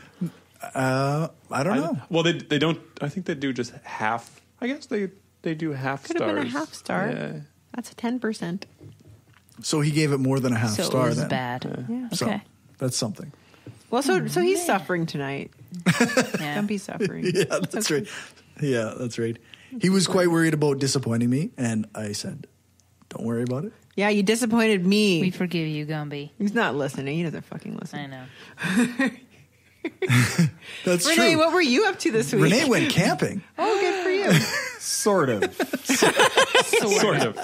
like laying in your bathtub. Like I don't know. No, it was a case. Glamping? It was no. I was told that's what I should do, but no. It was a case. It was a case of I was in the middle of nowhere, so the hotel options were basically Bates Motel, or the hotel with cockroaches. Yeah, or attempt camping for the first time since like 2000. So that's what I did. And how did that work out for you? Apparently I didn't inflate my air mattress enough. You had an air mattress. Yes. Hey, I found it. Hey, normally those things are like $80. I found it for $30. So I was like, okay. Did you buy it new that price? Oh yeah. Nice. Yeah. And and then if I camp again, I need to upgrade my sleeping bag because I kind of woke up kind of cold. Yeah, that happens. Yeah, that especially in April or May. May. Well, it's June. I guess. Yeah. What month is it? June. It's June. Don't worry about it, Corey. It's okay. We're getting to the end. It'll be July before you know it. It will. But I went to a wedding where part of the instructions was turn off the paved road. So I was. Anytime you need instructions beside an address. Turn off the paved road. There was no address. It was like literally, I texted my cousin. Go 1 mile this way, 2 miles that way. He gave me really good directions, so I found it right away. But it was literally, okay, at the turn off towards Endeavor, turn off the highway onto the grid road. Yeah. Wow. You will find the church in the middle of. Was it a shotgun wedding? No. That would have made it even better. That would have made it so much better. You're out in Redneckville. Yeah, it was pretty redneck. And there was a fully uniformed RC at the reception because apparently she works for the RC detachment in Sturgis and her brother's an RC. So there's probably shotguns around. I don't think it was a shotgun wedding. What the fuck is an RC? RCMP. Oh, you don't say the MP part. No.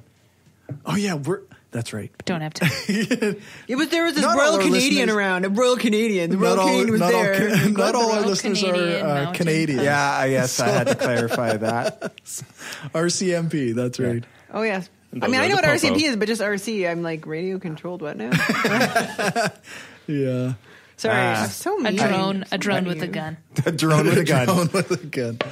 Yeah. My caffeine is kicking the fuck in. I was really tired when I got Nice. here. Now this Good. 24-ounce thing is Good morning. helping. Good morning. Perfect. So mine is starting to kick in as well. Awesome. Awesome. What were you up to? Second wind. Oh, what I was Yeah. up to? Oh, I haven't been on the podcast for a month now. Yeah, you I missed last time. last time.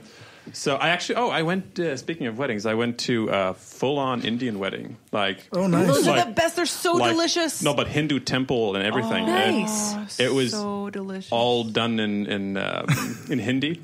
So 3 hours of not understanding a word, but it was right? still fascinating. It would be. Loved The it. beautiful clothing and Yeah. the food. They feed you before, they feed you after, they feed you. They just Yeah, eat the food. Wow. I ate a lot. I actually felt sick the next day. Yes, you did. Really? But You yeah, like, did it right. I just kept stuffing food down my Do you, throat have so fast. do you have a hollow leg that you could put stuff in? Did you twist the light bulb and pat the dog when you danced? Yeah, Full on Bollywood. Gone fully on Bollywood.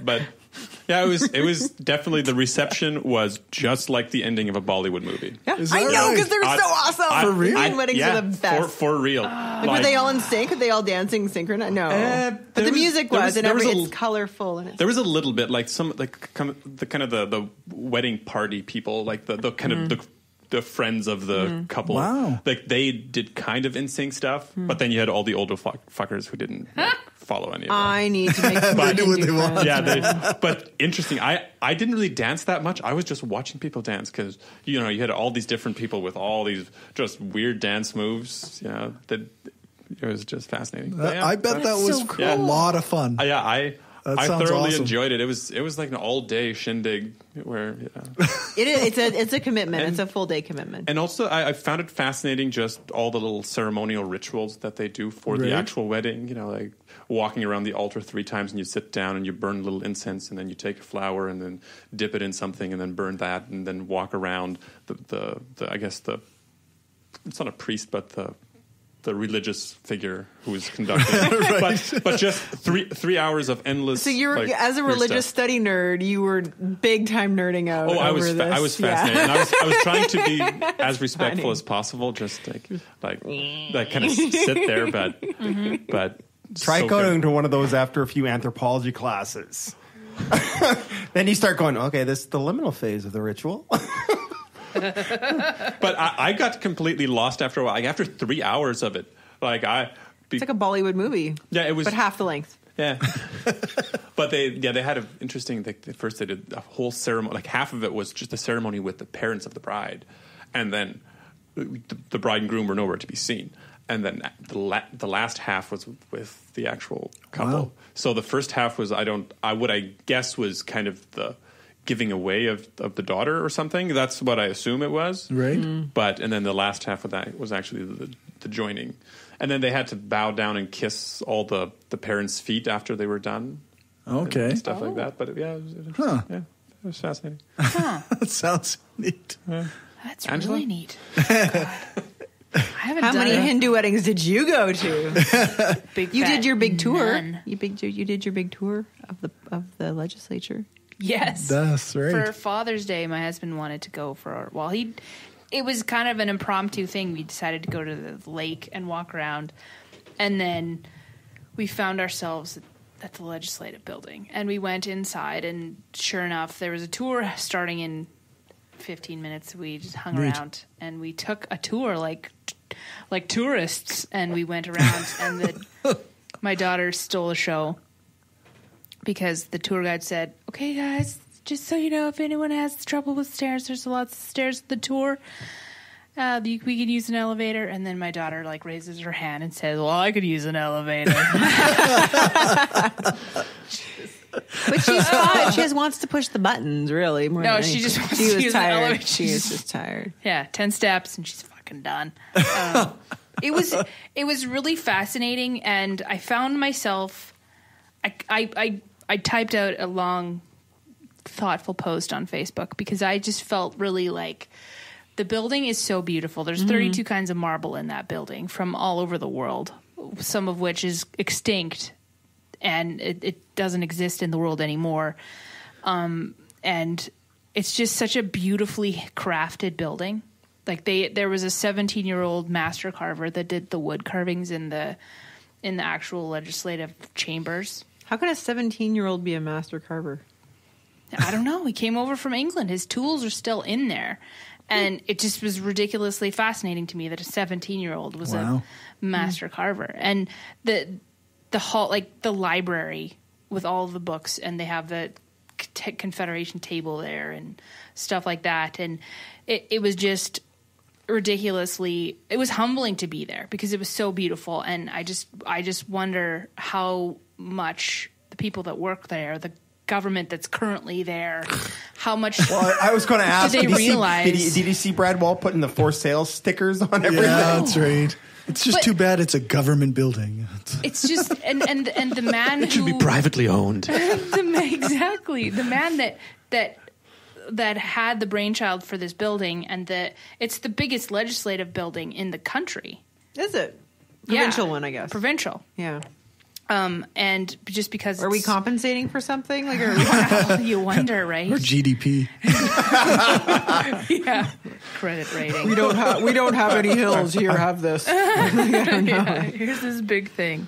It's like the equivalent of truck nuts or something like that. Yeah, that's right. Yes. I was really in awe of all the stuff and the pictures and the paintings and the architecture, because I'm an architecture nerd and a literature nerd, sort of. Even though I don't read a lot of books, don't have time. But it just was really cool. And I guess, that was the highlight of my life. You inspired me to go. I have to make this joke. It's like they did just put a big shiny new dome on top. So they did. Yeah. Is that like a helmet? take it for what it is. Take it for what it is. You make your own joke. Yeah. Read it into it as you will. That was good. I'm going to be thinking about that. Oh, jeez. Maybe we should call this show Legislatures and Penises. Yeah. That's right. No, we have a better story coming up. Do we? Yeah. We have several better. I grabbed it. I lots of grabbed stories. it. Yeah, we have lots of stories coming up in the second half. Yeah. Well, this Before week you checked your Facebook. Sorry. I got in trouble at the gas station. What happened? I left my car running while I was filling up with gas. Oh! On purpose? Well, I always do. Are you serious? Yeah, You do? I never shut it off. My whole life, I've never shut it off. No, you've got to be shitting You're me. the best. It's a country boy thing. You leave your car. Dude, just like you don't turn your cell phone off on planes. Yeah, no, that, yeah.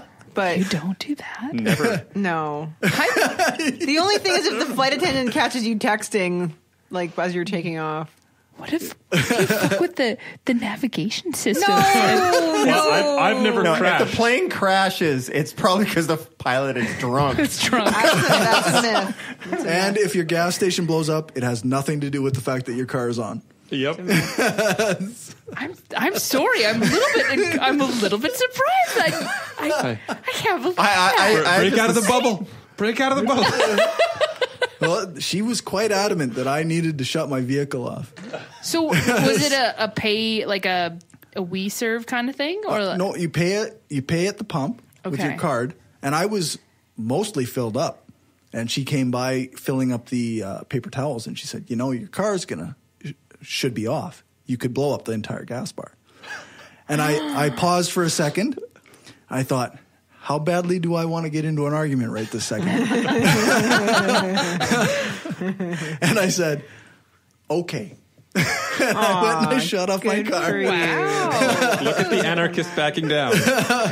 Well, you got to weigh your choices there. Pick your battles. Just fucking with you. No, I genuinely considered saying, that's not a real thing. Like, that's total horseshit. But it's funny. What, I never heard the static charge from the cell phone isn't the chance for blowing shit up. I gotta start fucking leaving my car. I always turn it off in the winter. My fucking kid's freezing in the car. I'm such an idiot. Haven't you seen Zoolander? I'm an idiot. I try not to.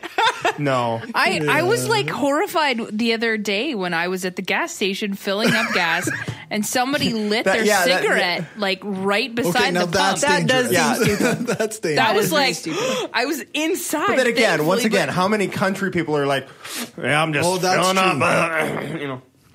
I work in the oil field, right? And you talk to some of these old oil field guys, and they say, we used to stand over top of the tanks with our cigarette hanging out of our mouth. Yeah, that's also why the old school riggers also have what they call the rigger wave, where they're missing fingers. That's right. But apparently cigarettes don't ignite gas. Like you can actually just put it out in gasoline. Yeah, that's true. Like the lighter will, but as just smoking, you can put it out in gasoline. No, it's the fumes. It's the fumes so that'll it's the go fumes up. above the gasoline. Yeah, but the cigarette doesn't have enough spark. Yeah, yeah. It's always the flame from the lighter that will do it. I'll let you people experiment with that. I mean, isn't how many tens or dozens of people a year kill themselves? They're are on oxygen and they smoke when they're on oxygen. Oxygen's different. Yes, oxygen's a massive accelerant. So just saying. People do stupid shit all the time. They do. Yes. So the big crazy warning signs they have then at the gas stations is all bullshit. Yeah. It's all pseudoscience. Yes.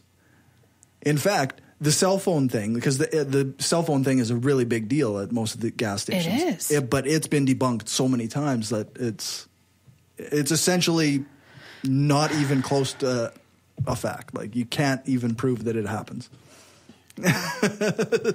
Wow. The more likely thing is probably the static spark from your finger. If you would do it like right into the gas thing, that might. Yeah. But if you go on carpet with your sock feet.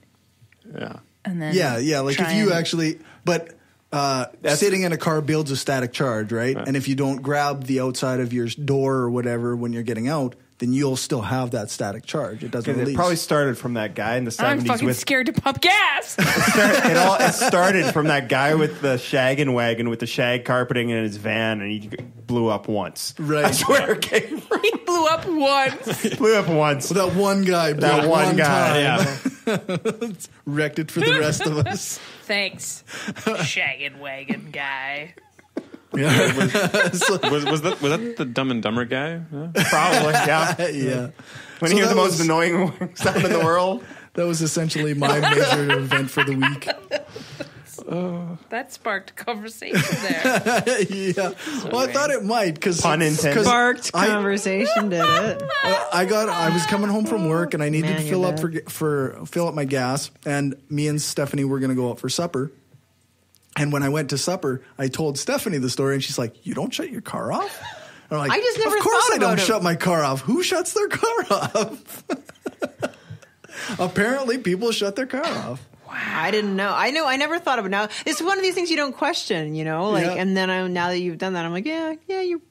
Why would I? My kid is freezing. Yeah, you're right. Yeah. Wow. And he's always like bouncing off the walls in there from hyperactivity from the sugar I give him, Corey. Like it's just crazy. Sugar high. Okay, that's so hyperactive. Somebody like did that. ADD. Used that on the radio today. Oh no! I was listening to. They had a topic yesterday about kids being anxious. And someone called in and she's like, I'm in high school and I find that when I have too much sugar, I just can't concentrate. And, I get that sugar high. And that's not true. She's confusing sugar with meth. It's a common problem. or even caffeine. Like, that's a totally different thing. Well, that's the thing. If you're having Monster stuff, that's caffeine. Red Bull, that's caffeine.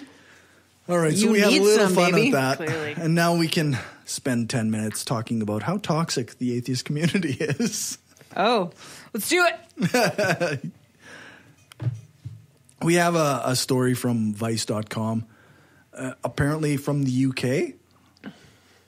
You shared it, Renee? Yeah. Well, it's Vice UK, so they have different branches all over the world. So, and this it's called a reminder: internet atheists fucking suck. And I can speak from personal experience, even just this week, that's genuinely true. Like many online atheists, particularly on Twitter, prefer to participate in the cesspool rather than actually discuss things. But I didn't. The writer has a name that could be construed as Middle Eastern, I suppose, or in an area with Islamic traditions or following Islam. And he tells a story about an experience on Twitter, which, like I said, is the literal worst of humanity. So he was told that he was making some jokes, and he was told he was sent some images of Muhammad. I think he actually is an ex-Muslim. If you read it somewhere. Yeah, that's true. Yeah. He was told that if he didn't retweet some images of Muhammad, then he didn't support free speech. So when he didn't, they called him a terrorist and a rapist pedophile.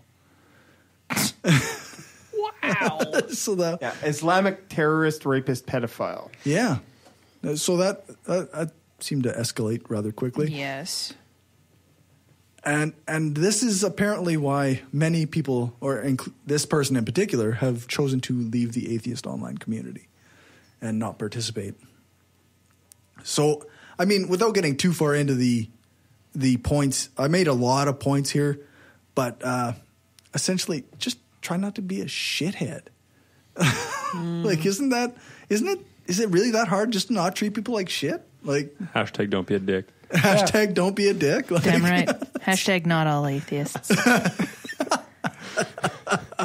Yeah, but it seems to be a thing where it's like, if you're going to be on Twitter, you have to be a dick. Well, you only have 140 characters. You have to get to the fucking point. I guess. And you have to be direct. So calling somebody a terrorist rapist is definitely right there, right? Absolutely. Let's get to the point. Yeah. And it kind of goes back to hashtag not all pedophiles. No, I was going.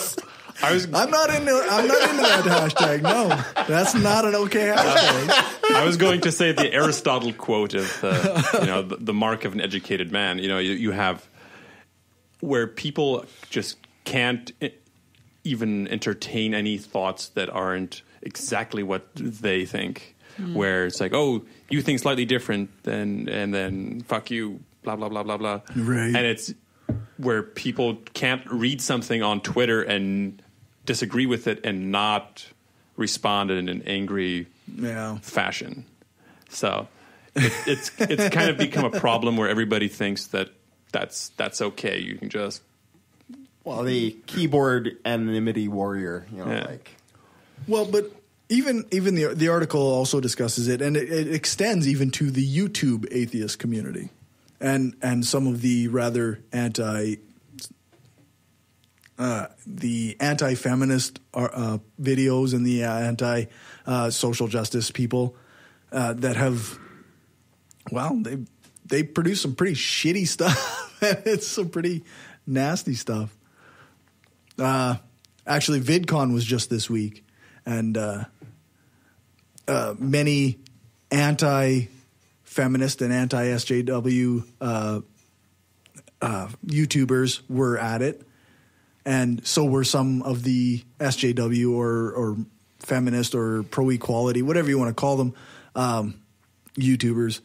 And apparently there was some discussion at a panel where Sargon of Akkad and Anita Sarkeesian were both on the same panel at the same time.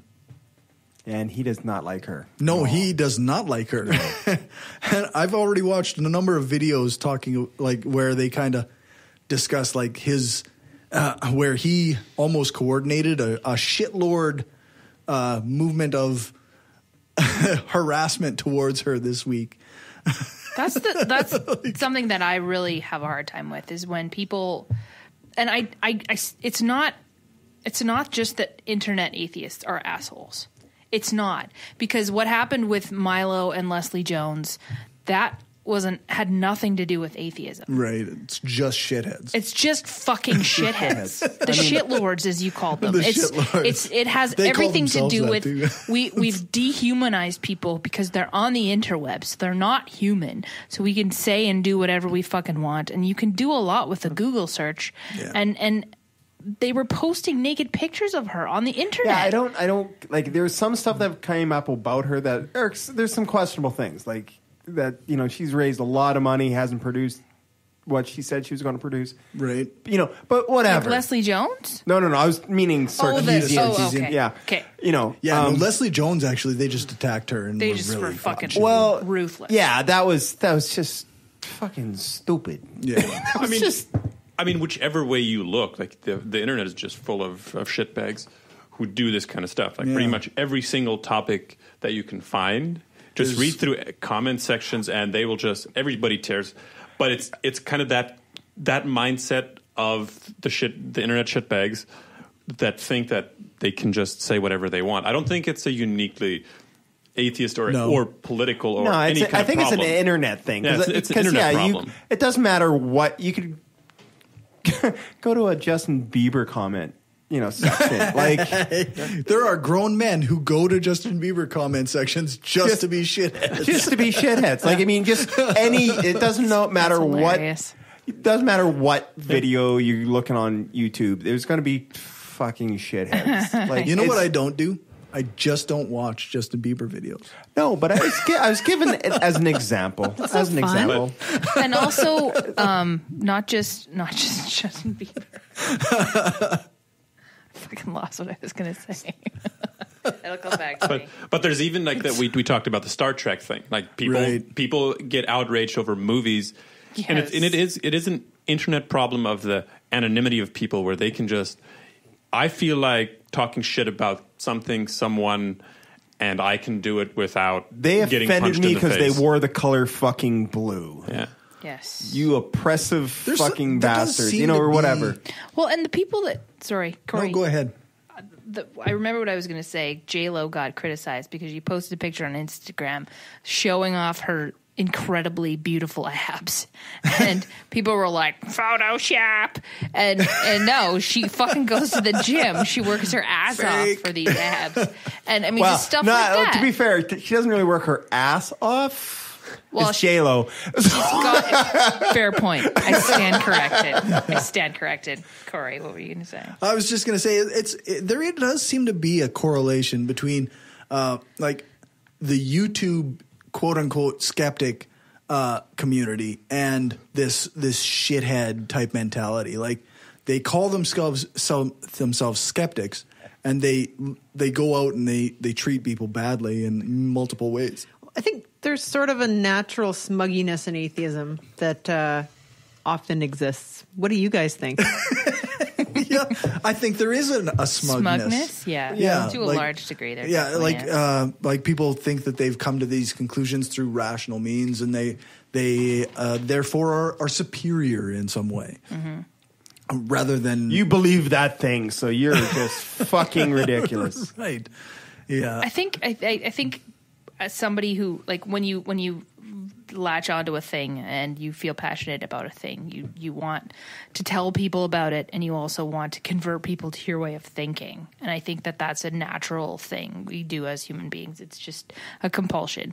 And I think in the skeptic community, I think sometimes it seems all the stronger just because. Yeah. I think part of it is because of how YouTube functions. There's no filter. There's there's no editor to go through. There isn't someone on the other going, okay, you're obviously passionate about whatever this is, but maybe wheel it back just a little bit. Are you sure? Are you sure you want to call them whatever you're a steaming pile of shit, or whatever? I mean, that's just it. As you record it, boom, onto the net. The thing is also we as society used to determine what was okay and not okay by kind of removing and letting people into our inner circle. And nowadays you don't have that pressure, because let's say before you have all this virtual, videos, right. You don't go into a church or some kind of lecture hall or can you imagine? And then you go in like you're all pieces of shit, You fucking idiots! I can't believe you believe. Could you imagine if a lecture went? Could you imagine if a lecture went the same way as like the comment section? Right. Blah blah blah blah blah blah. First. But that's at the root of the problem. Like where there is no way of holding people accountable, and people, even if somebody angrily responds to them, they don't give a fuck. They're so far removed from the conversation that there's no social accountability to what people are doing. Right. Yes. Actually, the Scathing Atheist crew did a bit like Trolls in Real Life, where it's like really? the one dude's behind the conversation, and then he's like, I fucked your wife. They're like talking. These two guys are having this debate, and there's this third guy who just keeps like, I fucked your wife. And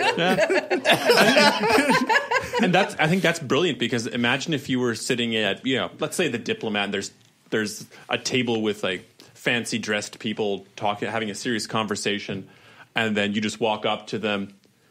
Your hair looks like shit.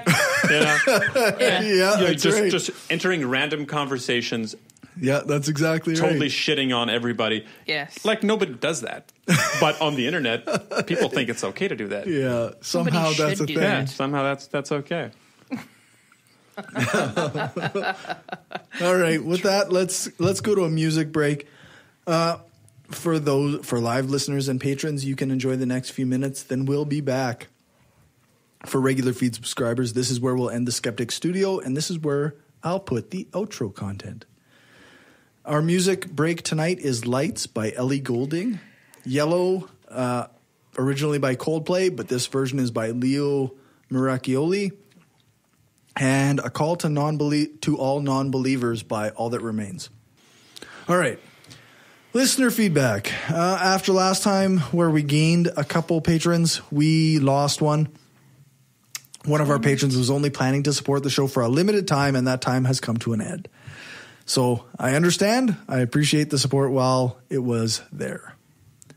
I am going to be changing the way that we do Patreon. So now listeners will be in August, starting in August, we will be charging every week rather than every 2 weeks. So for anybody who wants to set a limit to how much they get charged, you have till August to do that.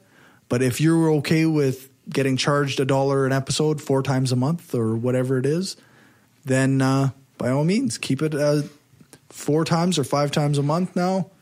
So it'll be every week. It'll increase the revenue for the show and make things easier to pay for without hopefully putting too large of a strain on our listeners.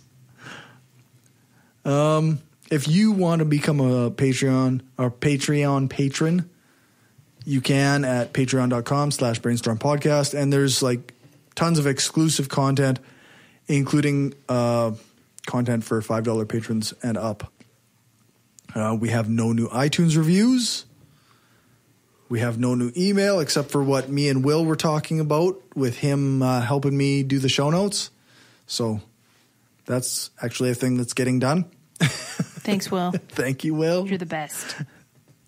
We love to hear from our listeners, and if you want to send us an email, then you can reach us via the contact page on the website or emailing us at mail@brainstormblog.net or by messaging the Facebook page or hitting us up on Twitter. Our Twitter is @brainstormpod. If none of that appeals to you, then you can share the show with your friends on Facebook or by retweeting the episodes and help us to get out there just by spreading the word. Who has stuff to plug? We have 5 minutes. Nothing. Nada. Nothing? Nada. You don't do? Oh, I can plug a TV show that will make your blood boil. What's that? The Keepers. It's a documentary on Netflix. Okay. What did you think? What's it about? It's about priests and schools. So that put the two together. And it's a series. So it has I don't know, like 1 season. So there's a bunch of episodes. There's 6 episodes altogether, and they're each about an hour long, and it's riveting. It's absolutely 100% riveting. As much as it's infuriating and heartbreaking. It makes you want to strangle people. Okay. I don't think so. But I think at the same time, it gives you hope. It gives you like, whoa, this is really. I don't know. People are like, it kind of restores your faith in humanity to some degree. Okay. Yeah. Cool. I might actually check that out. You should. Episode 7 of the Hardcore Skeptic Examines just came out. I talked with Ari Stillman about trigger warnings and PTSD. So if you want to learn more about that, then give that a listen. It's at Spreaker.com/show/the Hardcore Skeptic Examines. And I think that's everything. You can check out the show notes at thebrainstormpodcast.com and our website, brainstormblog.net. Thanks to our financial supporters, Will, Lisa, Rob, Aaron, Nathan, Daryl, Marissa, Stephanie, Positively Skeptical, Michael, and Lachlan. You can join us live every second week when we broadcast live on Spreaker. You can find us on Spreaker.com/user/brainstormpodcast. Our next guest is David Madison, author of 10 Tough Problems in Christian. What? I don't know. Typo. Yeah. Thought and belief. That's what it is. 10 Tough Problems in Christian Thought and Belief. A minister turned atheist shows why you should ditch the faith. It's a long title. But that should be interesting. A relatively unknown author to me, but thanks, Callie, for joining us. You can find more of her stuff at gaytheistmanifesto.secularmediagroup.com, and you can find her new show at queeryshow.com. And I suppose we might as well hit that outro music. Thanks to Dave for our intro music. Thanks to Alex Kuiper-Murdoch for doing the voiceover for the intro and some of our ads. And thanks to Jason Camol for our outro music. You can find his stuff over at aloststateofmind.com. All music played is either with permission or under the SOCAN license to play. For more information on SOCAN, you can check out the music license info page on our website, brainstormblog.net. I think that's everything, so give us a rating, a thumbs up, or a fave on your favorite podcatcher. Share the show, spread the word. Thanks for listening, and remember, the truth matters. This is an opinion-based podcast. Each person on the podcast is responsible for their own opinions, and those opinions don't necessarily reflect the views of the rest of the panel. Any guests or anyone associated with the people on the podcast, such as spouses, partners, children, other family members, friends, or employers. No one person speaks for the podcast, with the possible exception of Corey, and he doesn't speak for anyone else on the show. The Brainstorm podcast does not represent the views of our sponsors. We just wanted to say thanks to everyone who listens to us, shares the show, gives us a rating on iTunes or Stitcher, or supports us through Patreon and Gumroad. We don't have a lot of interaction sometimes with our listeners, but what we have had proves that we attract some of the best people around. Smart, kind, and cool. An audience truly worthy of the titles hardcore and woo-free. Thanks for helping us make the world a smarter place.